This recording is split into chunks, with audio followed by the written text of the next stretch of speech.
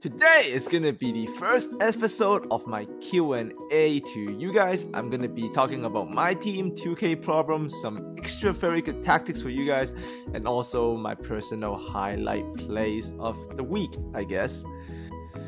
So yes, this is something different from normally. A lot of you ask me questions and I appreciate all of them. You guys know I try to answer all of them in the comment section, but I can only do so many. And some of the questions are really good, so it probably deserves a Q&A or some footage for me to answer you guys. So this is what this Q&A is kind of about. So I will be answering a lot of your questions in detail with clips, with pictures, and with the right, replays, so I can help you guys out.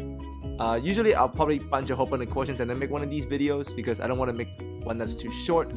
But I've gotten enough questions lately, so I will be focusing on a couple of things today. I just got out of the shower, hence the towel, but hey, thanks for coming by. And yeah, leave more questions in the comment section below and I will try to answer all of them. So let's begin with the first one. So this is more like a 2K problematic issue. There's a lot of after score fast break abuse. So this means after you score on someone, the other guy just runs down court and scores on you easily. Now this is an abuse. This is not a tactic, because check out this replay right here. I just scored on this guy and he's running down the court and he scores on me so easily with Jay Crowder. How? Now take a look in the replay. Look at Kevin Durant, all the way down court. Kevin Durant. He's supposed to be picking up Crowder. The AI Durant's supposed to pick up Crowder. Like, where is AI Durant going? When I notice this, it's already too late. I mean, you can blame me for not noticing it, but come on, man. That was crazy AI defense. So I have ways to stop this. This is the first way. You see, I'm in man-to-man defense here, and I just ran back with Steven Adams, full turbo, all the way back. So that's one way of stopping it. Here you see I'm in half-court press. This is another very good way of stopping it. The guy tried to push through me and he got a charge. And this is a GOAT level player, okay? So this happens on GOAT too, alright? Online, play now online. And this is, once again, another half-court press. And you can see this guy tries to throw it down the court, but the half-court press stops his dribbling initially and he throws it out of bounds. Very rewarding. And here you can see me score on the katana. And same thing, right? Half-court press. This is a similar clip. I just want to show you in sequence, so you understand that the half-court press does work, and so does man-to-man. But in man-to-man, you must first run back with Steven Adams or any of your centers, like I just did there. So remember that, family. Half-court press, man-to-man, pick the one you want. Alright, so here's another Q&A I want to do. My team squad building. So a lot of you send me your lineups from my 2K Empty Central. I love that. But I want to answer these questions in detail, so I want to answer them in video. So for the other rest of you who wants, me to give you some tips, send me your lineups and I'll help you out. Down the line, I'll probably also make videos of your lineup just to show you how you can run it, alright? And so this is Mr. Dell PC23. He has asked me to take a look at his lineup and I give him feedback on the Katana offense. Now, I love his lineup. You can see Mr. Dell here. He does not buy a lot of MT. This is mostly from the challenges, so much respect to you. The tip I want to give you here, Mr. Dell, is that you don't want Channing Frye at power forward. I understand you want the stretch for the Katana, but what you really want to do is, if you put LeBron as power forward, much more of a two-way player than Frye, but you'll be like, well, Sam, LeBron can't shoot, but LeBron can handle. And LeBron has pick and roll ball handler play. So I would, if I have this lineup personally, I would put LeBron at power forward for defense. And I will also call the Katana for him. This way, you will actually have the court spread out in the shooting of Curry, Clay, and Durant, which would be insane. But obviously, Kareem Abdul-Jabbar will be setting on the pick, so you're not going to get that secondary fade option, alright? But think of it this way. If you call it for LeBron and LeBron runs it, the pick and fade is most likely going to be ran between Kareem and Curry. So if Kareem sets a good enough screen, even if he fades, you can probably get some pull-ups with Curry right off the free on top of the key. And if you give it to Kareem, he can't shoot it, but if you hand it back off to LeBron, that's another flush. Kareem's defense is worth it. I would say start Kareem, put LeBron at power forward, run the Katana on LeBron, and give up on that fade, which would be fine because Curry's shooting will make up for it on the point guard penetration. Alright, so that's my answer to you, Mr. Dell. So next up, we get some Pham on my own highlight plays. And these highlights, you can see my player awareness, my stick skills, and also my intention to innovate new tactics. So here, this one I love. This is from the Warriors freelance, so you know that triangle transition action you want to run. But see, I know he came over for help side defense, so I know the weak side wing is open, so that's player awareness. I'm not running the play, I'm using the space. And here you can see me showing you my player awareness while running the katana. So I'm running the katana for KD here as OKC. This is against a gold level opponent. I'm cutting through and he stops it, but I'm gonna rotate the ball back to the weak side wing again. The weak side wing, lots of free balls. If you can see it, execute. That's player awareness, family. And here, this is just stick skills. This is against a subscriber, also a hardcore player. Spin off, fade away, green release. I love this play because you can see this is manual defense. I shake him off with the shimmy. I go baseline, but I can see him bring Kawhi help, so I just fade and I timed it perfectly. I love this play. I probably got lucky on the release, but man, I love that play. And here, real NBA tactic. Russell post, Steven Adams dives. Oh, I love this. Russell post, I'm holding the triangle button to flush in Steven Adams. He gets superior precision on Duncan. This is exactly what they do in real life in OKC, okay? So that's innovation right there. Awesome. So let's take a look at another lineup. So this is someone who sent it to me on Twitter. His Twitter handle is at SammyJones1111. And for those of you who want to find me at Twitter, just add me. It's at SamFam20. So find me on Twitter, send me your lineups, I'll answer it there too. So at Sammy Jones, Mr. Quadruple Ones, he wanted to run the katana too, but he wanted to run it through KD, which is the right choice, Mr. Jones. But what I want to tell you is that you probably don't want to run Zach LaVine at point guard. If I had this exact lineup, I would actually run Kyrie. I'll run Kyrie over Goran and LaVine, and you'd be like, oh Sam, that's crazy. Not really, because if you look at Zach LaVine, he only has one badge. Badges in this game is extremely important. Kyrie's got 25 or something. Throughout the course of a game, if you're running a point guard with one badge, it's gonna hurt you, trust me. If you run Kyrie, he's got dimer, he's got floor general. That means anyone he passes to is gonna shoot better, and by him just being on the court, everyone's gonna shoot better and have better offensive awareness because Kyrie's got that floor general personality badge. And Zach LaVine only has one freaking badge, so that's not good. So I would start Kyrie. And I can see that you really enjoyed the shooting with Kevin Love and Bob Petit, and also Space and Fry off the bench. This is great from an offensive point of view for the katana. You're gonna do great. Now defense for you is gonna be a lot of problem because you don't have any defenders. So I would suggest trying to pick up a power forward that can defend and shoot. Maybe a Draymond if you can afford it, or even like a even like a dynamic Paul Millsap. Millsap is a great defender and he can stretch the floor a little bit. Going with Love and Petit, I think that's his name. I know Bob Petit or Bob Petit, I just don't know how to say his name. But I wouldn't go with Petit and Love. That's really slow and weak on the interior for defense. But that's for Katana, KD will run it great. I would say start Curry for badges reason. Alright? So for the rest of you who want my team lineup helps, just put the 2K Empty Central link below. So if I can get the picture, much easier for me. And I'll make videos for this down the line too to show you gameplays with your team.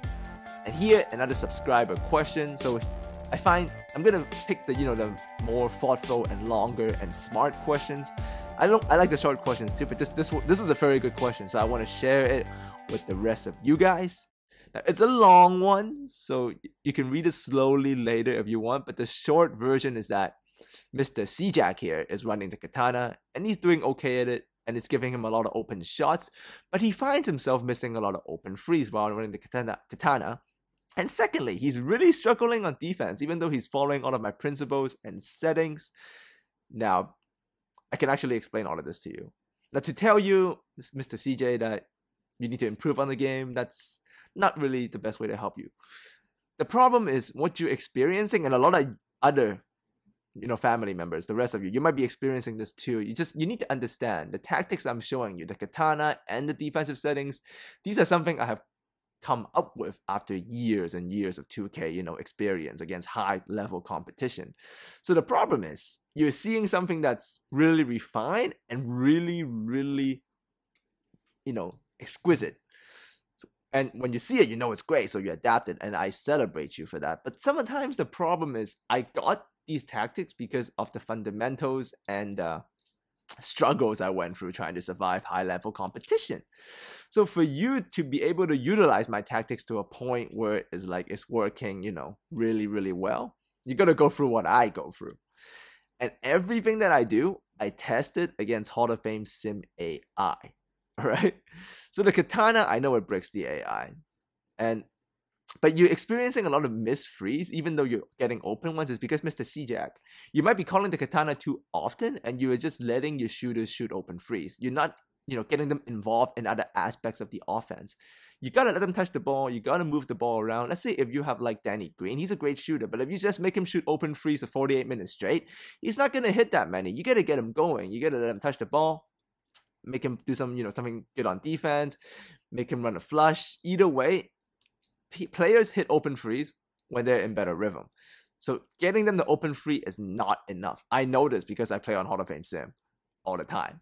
So you gotta get players in rhythm. Just running the katana is not enough. So make sure you mix it up. And always keep in mind, am I keeping my guys in rhythm? Am I giving them at least some touches, move the ball around, get some easy assists, get some secondary assists? And in terms of the defense, the settings I gave you are great. Trust me, your defense don't break if you run those settings. But this is only under the, assumption you play good on-ball defense and you rotate intelligently off-ball yourself.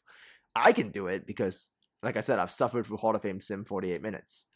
So for you to improve your defense, you want to take my settings and go play against Hall of Fame Sim. Any team. I guess starting from weaker teams. Like let's start from Detroit Pistons or something. And you want to hold them under 100 points and beat them over 48 minutes. And work your way up. I can consistently hold the Hall of Fame Sim Warriors and Cleveland Cavaliers under 100 points per 48 minutes on Hall of Fame Sim. I'm not telling this to show off to you. I'm just telling you to train your defense. That's what you got to do. You got to be able to stop Hall of Fame Sim AI 48 minutes, hold them under 100, and beat them. But you'll be like, how does this apply online? I'm playing against users. Users play off-ball D, or users play, cheesy offense. It's not as good as Hall of Fame Sim over 48 minutes. Some users are, but most aren't. And sometimes to get familiar with my complicated settings, you just gotta go through that Hall of Fame Sim struggle. I'm serious. So if you want to improve your defense, go play Hall of Fame Sim 48 minutes. See if you can hold them under 100. If you can't hold them under 100, you're not passing. You're doing okay. But to be acceptable under my rules, you gotta be able to hold 48 Hall of Fame Sim 48 minutes under 100 points. All right. And get your players in rhythm. Don't just spam katana. Doesn't work that way. And lastly, the final clip I want to show you guys today is that I do constantly talk to 2K devs. And I do try to make a difference in the game by, pointing out glitches and pointing out things that are not working very well. And one of them I have showed 2K devs lately that they have talked to me about and they're addressing or looking into it is that you can see here my opponent is running 3-2 zone or 2-3 zone, and you can see his 2 bigs are in the paint, and there's no 3 in the key. Watch, you can count.